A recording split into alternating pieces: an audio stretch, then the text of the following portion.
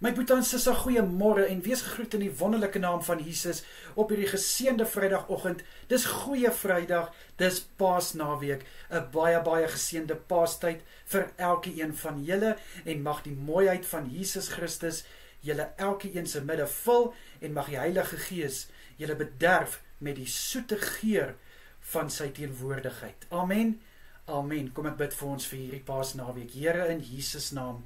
Baie dankie dat U ons deur hierdie week gedraai. Dit was 'n kort week vir meeste van ons, maar Here, nog steeds het ons deurgedra, of dit nou 'n lang week was, of dit nou 'n kort week was. Liewe Here, U genade en die goedheid en guns was nog steeds met ons en is nog steeds met ons, en daarvoor kan ons U loof en prys.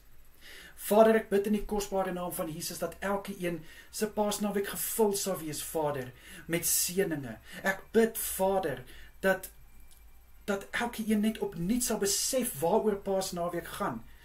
Liewe Here, dat elkeen net weer opnuut sal reflekteer op dit wat Jesus Christus aan die kruis vir ons gedoen het. Dat Jesus Christus vir ons gesterf het om ons sondes op hom te neem.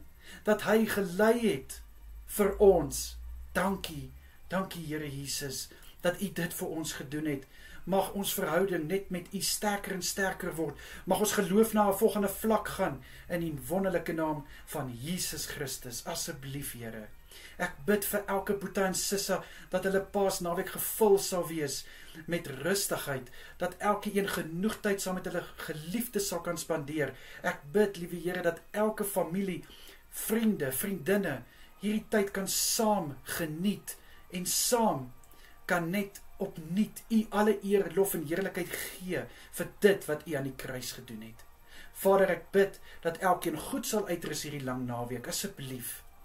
En Vader, ek vra vir die aande wat voorlê, dat elkeen goeie rus sal ontvang, dat elkeen goed sal uitrus. Ek bid in Jesus naam vir elkeen se slaap om soet te wees. En Vader, mag niks, maar niks, my boetie en sissa se slaap steur nie. Ek bid in Jesus Christus naam dat elkeen kalmte en rustigheid sal ontvang tydens hulle slaap, asseblief, Here.